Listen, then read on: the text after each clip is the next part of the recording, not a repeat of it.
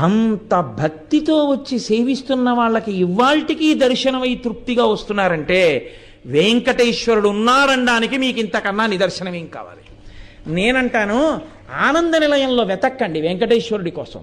వెంకటాచల క్షేత్రంలో ఉన్న సామాన్యుడు తృప్తితో వెళ్ళిపోతున్నటువంటి ఆనందంలో మీకు వెంకటేశ్వరుడు కనబడతాడు. అక్కడున్నాడు.